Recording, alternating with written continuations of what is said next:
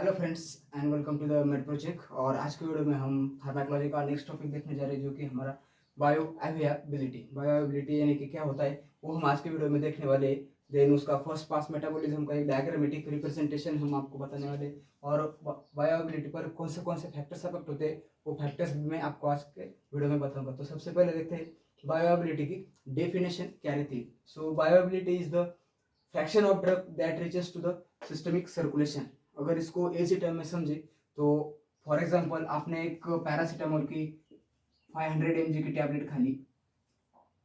अब ये 500 mg की टैबलेट आप पर असर या फिर उसका जो मेन एक्शन है वो मेन एक्शन वो उसका जो एक्शन वो कब दिखाने वाली है, जब आपकी ये टैबलेट आपके ब्लड के सर्कुलेशन में जाती है तभी वो अपना एक्शन दिखाती है। तो बायोअवेलेबिलिटी में क्या रहता है, हमारे ड्रग का कितना फ्रैक्शन हमारे ब्लड में जाता है उसे हम सिंपल टर्म्स में बायोअवेलेबिलिटी कहते हैं, यानी कि fraction of drug that reaches to the systemic circulation. तो ये हुई इसकी सिंपल डेफिनेशन। उसके बाद हम देखते हैं factors affecting on the bioavailability, यानी कि इस बायोअवेलेबिलिटी पर कौन से फैक्टर्स अफेक्ट करते हैं। तो सबसे पहले रूट ऑफ एडमिनिस्ट्रेशन, यानी कि आप कौन से रूट से आपके पेशेंट को या फिर कौन से रूट से आप ड्रग्स लेते हो। अभी कॉमन रूट्स अगर ले तो उसमें कौन से आते हैं, इंट्रामस्कुलर आते हैं, ओरल रूट आता है और आईवी रूट आता है। अगर आप आईवी रूट से देते हो यानी कि आप सीधा ब्लड में इंजेक्ट कर रहे हैं तो आपकी जो बायोअवेलेबिलिटी है वो 100% रहने वाली है। जब आप आईवी रूट से लेते हो तो आपकी बायोअवेलेबिलिटी 100% रहने वाली है, क्योंकि आप पूरा का पूरा ड्रग सीधा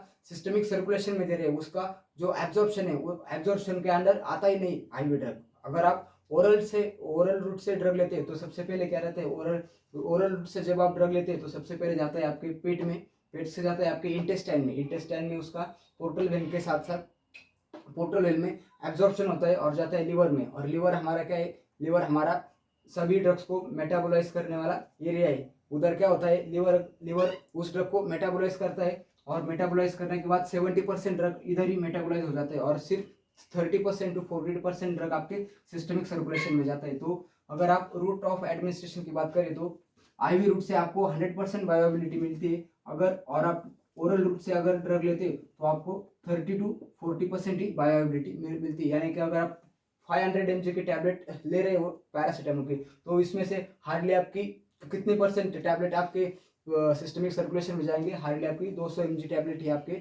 सिस्टमिक सर्कुलेशन में जाएंगी और उतना ही इफेक्ट दिखाने वाली। इसका अगर क्लिनिकल सिग्निफिकेंस देखें तो जब भी हम कैजुअलिटी में जाते हैं या फिर इमरजेंसी सिचुएशन में पेशेंट को देखते हैं तो इमरजेंसी सिचुएशन में हम ओरली कुछ भी ड्रग नहीं देते, हम ड्रग सीधा कौन से रूट से देते हैं, आईवी रूट से देते हैं, क्योंकि उसको तुरंत उसकी जरूरत रहती है और उसका प्रॉपर एक्शन दिखाने के लिए या फिर फास्ट एक्शन दिखाने के लिए हम क्या करते हैं, आईवी रूट से ड्रग्स देते हैं। Then second is the absorption rate. अगर आप ओरली ड्रग ले रहे हो तो इधर आपका एब्जॉर्प्शन रेट कितना है। अगर आपका एब्जॉर्प्शन रेट हाई या फिर ज्यादा है तो उस कंडीशन में आपकी बायोअवेलेबिलिटी भी ज्यादा रहने वाली है।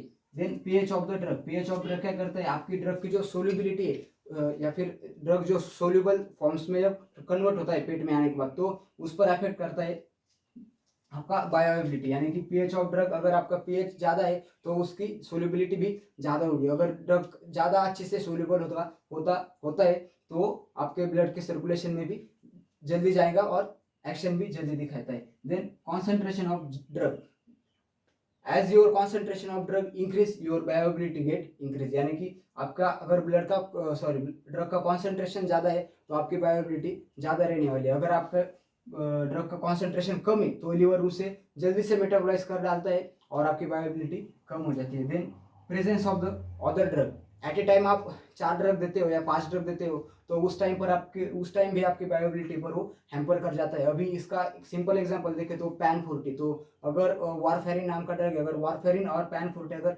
साथ में दिया जाए तो पैन 40 क्या करता है, उस वारफेरिन ड्रग का जो एब्जॉर्प्शन है उस पर अफेक्ट करता है। अल्टीमेटली जो भी आपको वारफेरिन ड्रग है उस वारफेरिन ड्रग की बायोअवेलेबिलिटी कम हो जाती है। और सेकंड एग्जांपल ले तो अपना पेनिसिलिन, तो पेनिसिलिन भी जब हम पेशेंट को देते हैं तो वो बाकी ड्रग पर अफेक्ट करता है और उनका एब्जॉर्प्शन रेट कर, यानी कि प्रेजेंस ऑफ अदर ड्रग, ये आपकी जो ड्रग ड्रग इंटरेक्शन रहते हैं, यानी कि अगर किसी ड्रग को वो सप्रेस कर डालता है या फिर उसकी जो एब्जॉर्प्शन की क्वालिटी है उसको कम कर डालता है। अगर ड्रग का एब्जॉर्प्शन कम होता है तो अल्टीमेटली आपकी बायोअवेलेबिलिटी क्या रहने वाली, कम होने वाली। देन जीआईटी डिसीज, यानी कि gastro intestinal disease like constipation, vomiting और डायरिया।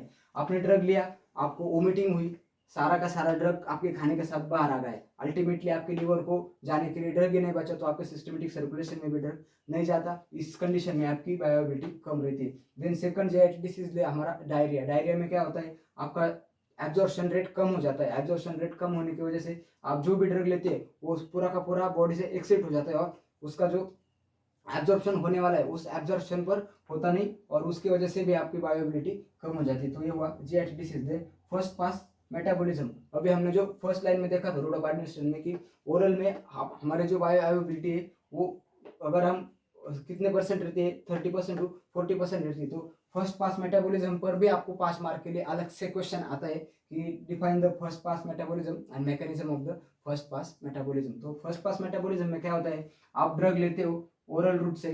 ओरल रूट से जब आप ड्रग लेते हो तो आपके इंटेस्टाइन में जाता है, इंटेस्टाइन के बाहर आपकी पोर्टल वेंस रहती है, तो वो पोर्टल सर्कुलेशन में एंटर कर जाता है और जाता है आपके लीवर में। अभी लीवर में हमारा पूरा ड्रग मेटाबोलाइज होता है। अभी हमारे लीवर का एक नॉर्मल फंक्शन क्या है, डिटॉक्सिफिकेशन, यानी कि जो भी हमारे टॉक्सिक सब्सटेंस है उसको बाहर निकालना। अभी ड्रग क्या है, ड्रग एक केमिकल से बना है, तो हमारी बॉडी उसे एज अ टॉक्सिक सब्सटेंस ही रिकॉग्नाइज करती है। और हमारे लीवर में एक एरिया है साइटोक्रोम P450, उधर ड्रग का मेटाबोलाइज होते हैं, ड्रग का उधर लाइसिस होता है और उसको कॉम्प्लेक्स फॉर्म से सिंपल फॉर्म में कन्वर्ट किया जाता है, और उसका जो ड्रग का या फिर उसका जो केमिकल, जो भी ड्रग का केमिकल है वो हमारी किडनी से एक्सिट हो जाता है। तो लिवर क्या करता है, ड्रग को एज अ होस्ट, मतलब उसका एक पॉजिटिव फैक्टर्स नहीं कंसिडर करता ड्रग को, वो एक नेगेटिव फैक्टर्स के अकॉर्डिंगली लिवर हमारे ड्रग को कंसिडर करता है और उधर उसका मेटाबोलाइजेशन हो जाता है। अगर हमने इधर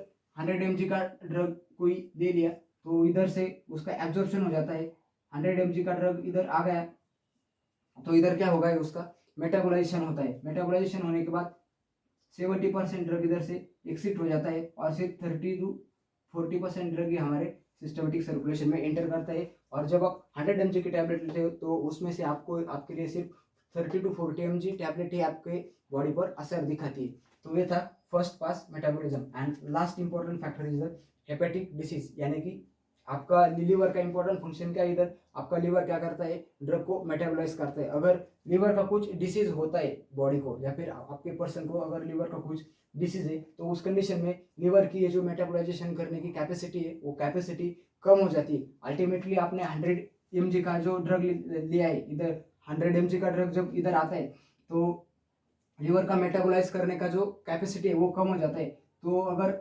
तो लीवर क्या कर पाता है, 100 mg से हम जो 100 mg में से सिर्फ 20% ड्रग ही मेटाबोलाइज कर पाता है, और रिमेनिंग 80% ड्रग क्या करता है, आपके ब्लड के सर्कुलेशन में जाता है। तो हेपेटिक डिसीज अगर आपको है तो आपकी बायोएबिलिटी ज़्यादा रहने वाली है। अगर आपको हेपेटिक डिसीज नहीं है और आपका हेपेटिक या फिर आपका लीवर नॉर्मल है, तो उस कंडीशन में आपकी बायोएबिलिटी भी कम रहने वाली है। अगर हेपेटिक डिसीज है तो आपकी बायोएबिलिटी ज़्यादा, अगर हेपेटिक डिसीज नहीं है तो बायोएबिलिटी कम रहने वाली है, क्योंकि वो पूरा का पूरा ड्रग या फिर एटलीस्ट 1/4 ऑफ ड्रग वो एक्सेप्ट कर जाते हैं। तो ये था हमारे बायोएबिलिटी के बारे में, जिसमें हमने देखा उसका डेफिनेशन, सिंपल डेफिनेशन है, fraction of drug that reaches to the systemic circulation. और ये सारे फैक्टर्स है, आपको इन्यूमरेट करके एक एक फैक्टर्स को एक्सप्लेन करना है। और ये डायग्राम भी फर्स्ट क्लास मेटाबॉलिज्म के आपके लिए इंपॉर्टेंट है, एग्जाम में इसके ऊपर भी क्वेश्चन आता है। अगर आपको वीडियो अच्छा लगता है तो आपके फ्रेंड्स के साथ शेयर करो और चैनल को सब्सक्राइब करो। अगर आपको इसमें कुछ डाउट है तो कमेंट सेक्शन में बताना। Thank you friends.